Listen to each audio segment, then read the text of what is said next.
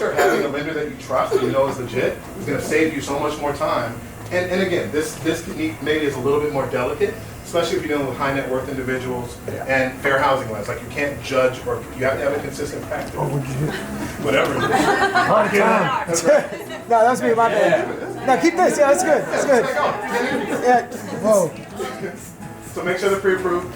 Then we confirm how we're talking to the meeting set them up for all the searches and all that. I was nowhere near there. I don't try to fight when people say, well, I'm looking on Zillow, I'm looking on Redfin, I'm looking on other platforms. I say that's fine. Search wherever else you want. Our search with my team is still going to be based on MLS because that data is most accurate. If you see it for sale by owner, if you see something else, I can't guarantee how that will go. But as we're looking at MLS, I can give you a pretty strong guarantee that it is actually available, that we can write offers, that we can see it. So if there are things that... Well, that happened.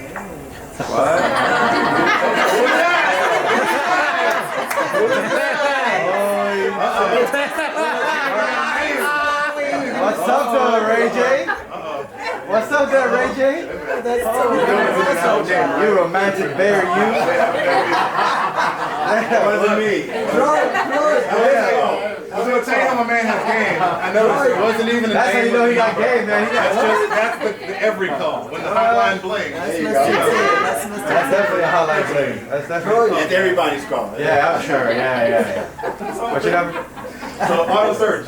Schedule a time to view properties. In our new guide, we're setting the expectation that with us, you're only going to see between 6 to 8 properties before you make a selection. One of my partners has it down to an average of 5 homes that he shows them. How can he do that? You spend so much more time up here with the money and the needs. Go out to open houses, because once you sign an agreement with me, hell yeah, if you want to go see a house at open house and I'm not with you, and call me to write the contract, I'll do that all day. I don't have to. My highest and best use is not opening every door for you or showing you homes you don't like. All right? We're going to have a vetting process. I'm going to help you shop and psychologically focus in as opposed to looking at everything. Consumer behavior right now is crazy. And I'm a victim of this too. Amazon, I got to look up 10 reviews. I got to text 5 people. I got to ask. I got to look, right? When it's home shopping, especially with the market like we have in DC, things move quickly. They move fast. It's fast. So we have to give them the confidence and tell them our business practice. 6 to 8 homes that you see with us. Once you see one of those 6 to 8 homes, we're moving to the next step where you pick one and you write down. In addition to the purchase contract that you put in our thing, I do a summary of the contract. Our contract's about 15 pages. I give them a 1 page that says here are the 8 decision points. They're hitting, huh? They're hitting, huh? So who's the Game of Thrones called? What is the implication of that? That's funny. Sorry. And it starts this week. Sunday. Off with his head. Sunday. Shame! Shame! Sunday. Game of Thrones. Let them know what it takes to write an offer. So summarize. Don't remind me, I get too excited. I'm being professional. The raw data about a contract or about a house is available to everybody. Your value as a realtor, even if you don't know it, is to help contextualize and summarize. So much of what we do is breaking down detail. And again, when I do this right, I don't have to read through all the stuff I give them. But best believe, personality-wise, when they go home, they're flipping through it. No, this is awesome. Do you have like a Miami version? I don't know how your contract works. Page. Yeah. It's not really the contract part, but more of the everything else part. But there is. So answer. The quality of buyers in Miami are completely different than the quality of buyers in DC. But for folks that close a lot of buyers, Right. what are their systems? Okay. Right? I mean, someone like, Right. especially with an individual practitioner doing a lot of units, you have to have a system. Right. And this is, and my encouragement is, whatever your system Awesome. is, It's a great, I love that. you gotta do it. Just isn't it? So then we have, after we talk about the contract, I show them a cost estimate, breaking down numbers, understand the difference between down payment and closing costs. You're not a lender, you can't give people mortgages, but as a realtor, you need to partner or go to lunch with your favorite lender and have them break down to you some typical scenarios, right? Like in DC, you know, the average price is like $570. Average closing costs in DC are like 2.5%. In Maryland, it can be as high as 3.5%. In Virginia, it's only about 2%. So as we look at the difference, like I need to know that, but I'm not a mortgage expert, and I'm not backing myself into a box, breaking down PMI and how they do. No. I need to know what those acronyms mean, but I don't do it all. Okay. Bigger mindset thing too, know that you should be the gateway to the information. You don't have to have all the answers. New agents would get anxious, right? And say, oh man, they're asking me questions and I don't know. Script practicing or working with somebody else to understand how to pivot. Like I said, I was an athlete at one time. When someone comes to you with something, you gotta swerve. Right? I'm gonna swerve from whatever question I don't know, honor it as a great question, take some notes and say, I'm gonna get back to an answer tomorrow. Let's move on to the next thing that I do know. And that's different. The quicker you can do that with confidence, and the more practiced you are, the better you're going to be. Because so much of this, I mean, of all the stuff that we have, the most important part is what I say, how I say it, how I communicate with them.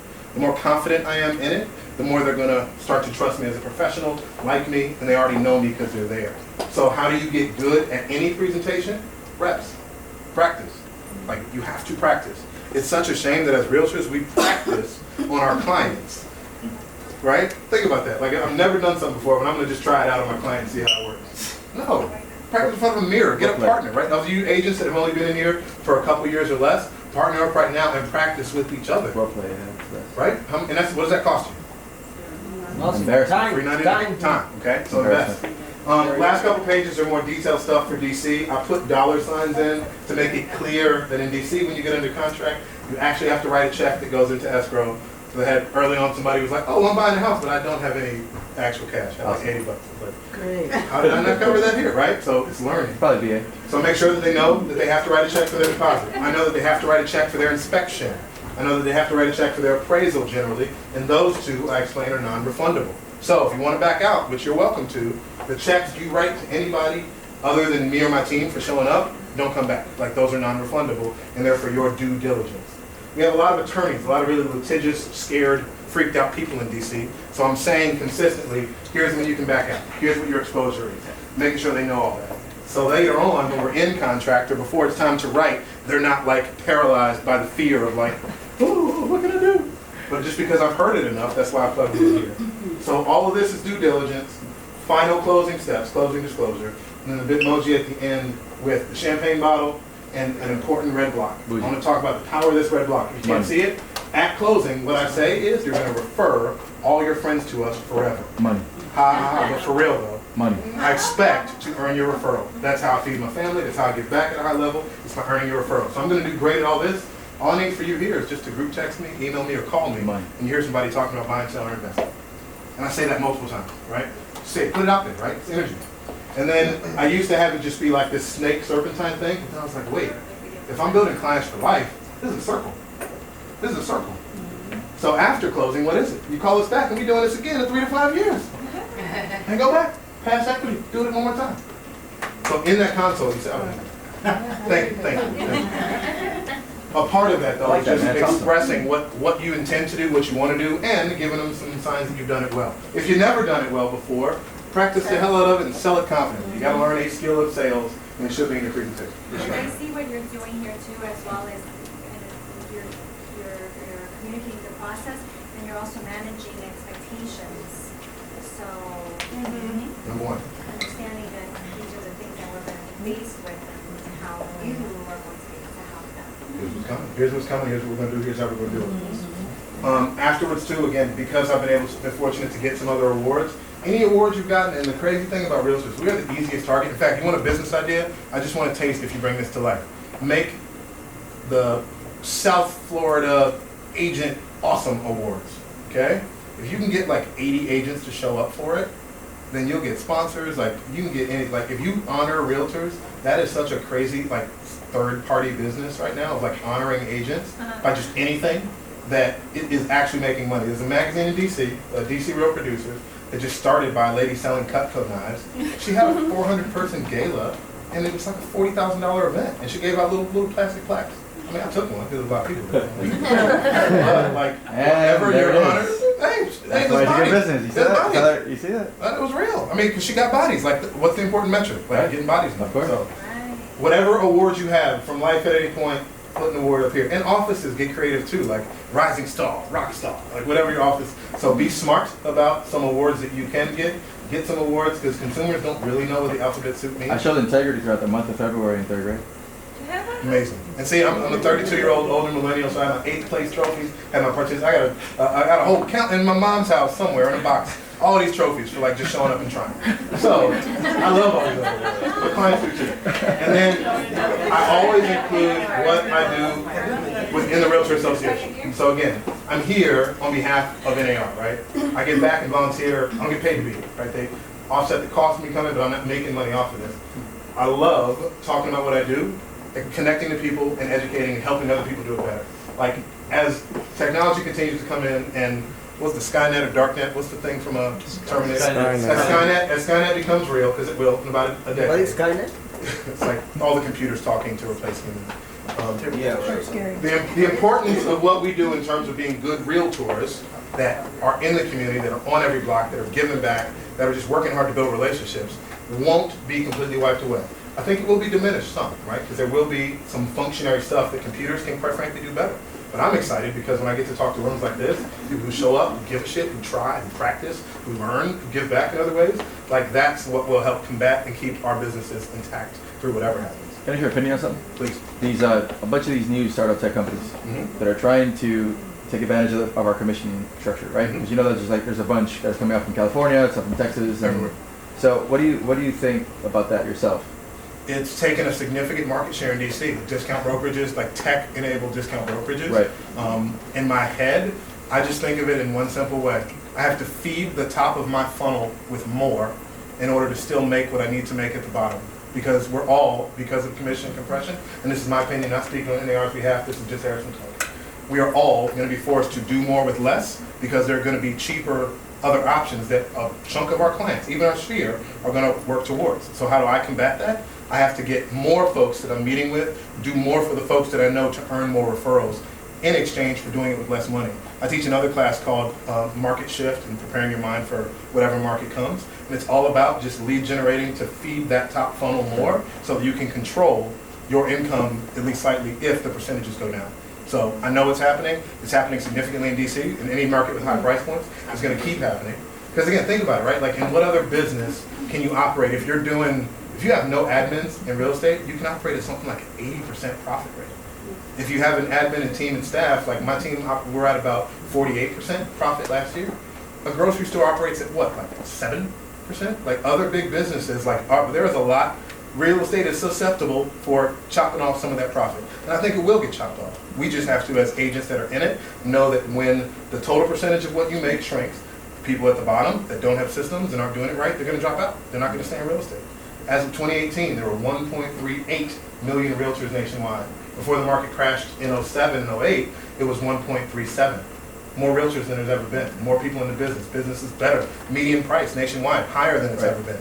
As we look at metrics, like something has to give. It's not going to keep going up forever, but I'm excited, energized, and ready for whatever change will happen. Because I know that I can keep loving on my people, keep doing right, and I'm going to lose some. But as long as I feed the top of the funnel, I'm good. Well, market resets are healthy, and it's right. But I was just really curious about those tech companies. I did an open house on one of my listings a month ago, and there was a guy. I forgot the name of the company. I have it in my MacBook, I have it in my laptop. But there was a guy parked literally right in front of the house on the right-hand side, and he was passing out flyers to the buyers that were coming over to the house. And then I saw one of those flyers, and the flyers was, for a kickback, for like do it through us, and you'll pay less. Yeah, you'll pay. I had to tell them.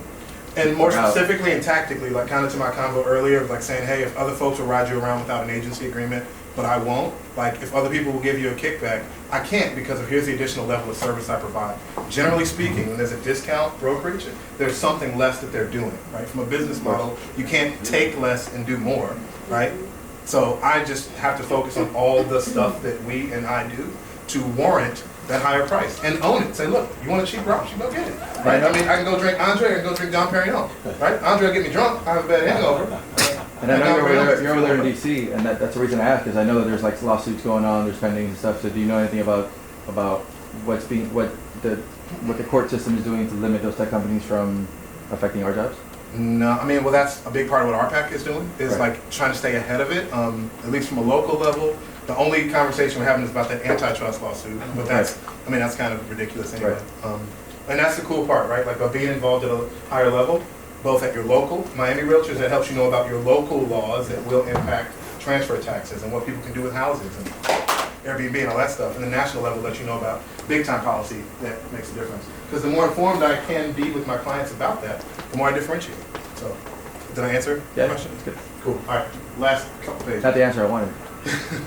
I mean, yeah, it's happening. I mean, so I want them obliterated. In summary, disruption will keep happening. Right. Be prepared to do more with less. Right. Control your expenses, and feed the top of your funnel more to survive. If you're not doing that, then this commission compression may put you out of business. Don't people get put out of business? There's less realtors. there's more market share that we can take. We're here. Think about it that way. Right. The energy just dropped. Damn. All right. We're gonna sell more, right? You gotta sell more. You gotta do more. That's it. What I see it as is just knowing your value and providing that value on a consistent basis. One example, just as an example, when we're talking about ultra high net worth clients or high net worth clients, the detail is so important to them. Right. So if you work like that with any type of client, whatever type of sale value is, you differentiate yourself. And not only that, the technology companies, I studied computer programming and I learned that the humans are the ones that create the content for these tech companies. Of course. So we're the value, the Right. humans are the value. So just as long as we concentrate on what we can provide to our clients, then that's good. There's technology companies that have our lives. It also depends on the buyer's market you're servicing too, because like Miami has a lot of, they have a lot of uneducated buyers that don't know much about certain different things, and it's volume, not all of them. I'm not generalizing, but it's volume, right? So that'll probably be good in cities like DC where there are more educated buyers. But some people at the end of the day, I'm gonna stop you. No, 'cause let me class. That's limiting beliefs. Those are excuses. I'm serious. The people part of this Right. doesn't change. So like yes, every market's different. There's different stuff Miami's comes in. unique though, very unique. Every market's unique. I travel the country. Yeah, but Just- Miami's just- extremely unique. Just trust me with this. Like in terms of what we're trying to do to defend our businesses against the future, that's an activity, that's a relationship, that's a person. Right. No, I agree. Now, you might have to do it more here. Yeah, because I of what agree you with are. that, but Miami is but don't let really- folks fall into like, oh, but here it's different. Because I've thought that too, and then as I've gone other places, I've seen people build businesses, sell a lot of houses with freaking crazy situations, and they still do. So you're not wrong, but I'm Right. saying. No, I hear you, but Miami really is a very unique. I just feel like at the end of the day, anybody that wants to really go the cheap route, they're gonna find any excuse in the book to go the cheap route. Right. We need to go after the people that value Right. our Exactly. Yeah. expertise and our Right. extra go, Right. that we go Service. beyond. Service. Yeah, exactly. Right. You at the end of the day, you get what you pay for. You can go the cheap route and you're gonna get cheap service, or you can go to a realtor that knows what the hell he's doing, and you're gonna get the expert service, and it's gonna be a better Value, value. community. Exactly. And that's what we need to sell them, our value and why we are better than the cheap, tech company that's gonna give them a cheaper service. And in the same breath, I'm gonna get right to you. I don't spend a lot of time kind of bastardizing that cheaper option. Because let's be real, for an attorney that's bought 7 homes and written more contracts than I ever will, just a functionary to press a button will probably work for them. But if I'm still inviting them to my events, the community that we create, and the additional off-market leads or opportunity that I've got, they still will call me for some of their stuff. So I don't think it's a complete dead thing for them to go with something else. Like, yeah, go with it. I'm gonna just do better and keep providing you value so that when the thing that I can help you with comes up, you call me first. You got something over here, my man? Yeah, I just want to ask, you guys having a good conversation. You speak up a little bit, spoke to you. So I feel like you guys had a good conversation that brought me to think a lot of things. Any industry, there's always going to be a change, and the change is kind of like this driving force of evolution. You have to, time's getting harder for, you to remain the same. So you have to evolve into a better, let's say creature or a better realtor per se. Like back in the day, I could talk about the fitness industry. Back in the day, fitness was not the same. Different. It was less, it was more diluted. Now, to survive as a trainer, you gotta be this X prototype. You have to evolve with the time and stay ahead of the curve. So let's say in real estate, you got other things, chipping off the bottom. You gotta evolve into more of a professional to survive. And that's pretty much just gonna keep the industry alive. It's not gonna die. You just gotta evolve with it.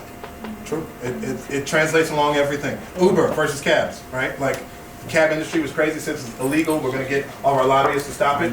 Uber, at its core beginning, provided better product. So that's why it started, and the cab industry did not, right? And it was changed, and people could have never believed it happened, but it did.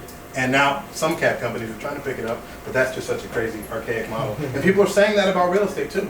I think what's different about what we do is that relationship piece. And there's, at some level, folks that are still going to want that. Not everybody. But there's a lot of people that still will. That's what I'm banking on. That's why I'm going to be connected to my real estate business forever, even if I'm not directly in it all the time. I'm going to own it and get a little taste off top at some point. What you got? that I've had a business for 20 years, though in a different, being a public adjuster. And the trust that you develop with the clients, there's nothing that will replace that ever. Because your client knows that you're going to be trustworthy, that you're going to give them the best value, that you're not going to lie to them, that you're going to be, so there's no replacement for that. And then over time, the challenge becomes, because again, I'm in year 11 right now, or 10 years, I'm in the 11th year, is staying in touch with them in the right way. Or making sure that they know, like I had someone come to me the other day, it was like, oh, we were only buying a $500,000 place. We thought you just focused on luxury, so we went with another one. I'm like, damn, the issue is, I didn't stay in touch with them, right? I didn't do the right communication strategy and like literally talking, texting, like letting them know, here's what we do. We can service everything. So yes, the folks will come back to you and trust you, but it is on you and it's on us to have different strategies to stay in touch with them. Easiest way, phone and emails. I'm more of a phone, text, and to get in person type dude. Sorry, so that's the Close 50 Buyers, part of Rebar. I emailed you so you can send me that PowerPoint. Will do. Yeah, so that's the email up top. Sorry if you want that guide, and I've got another PowerPoint that's got a lot of slides with some more stuff on it, some more stats.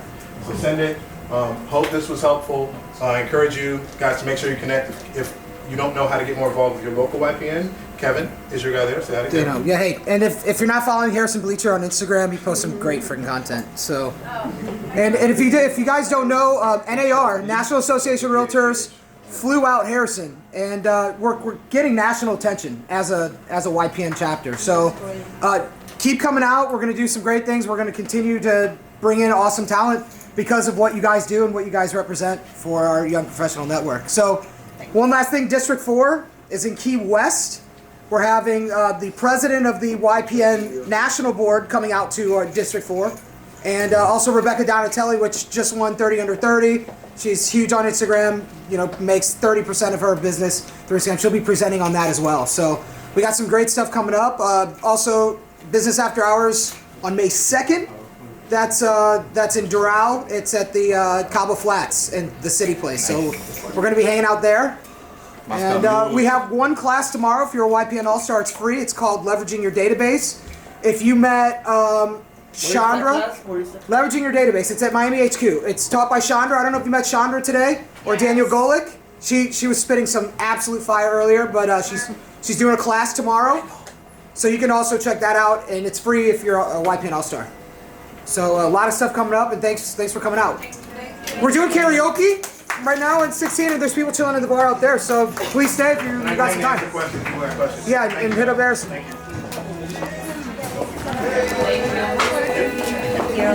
About that extra beer.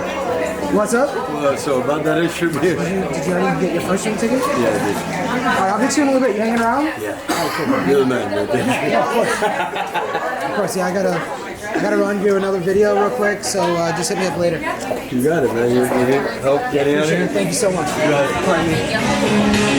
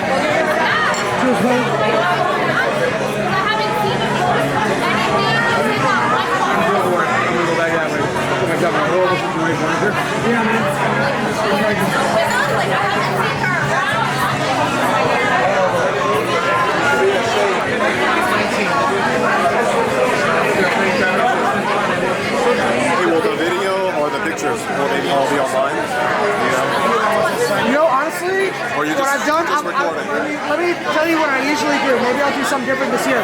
So I normally just don't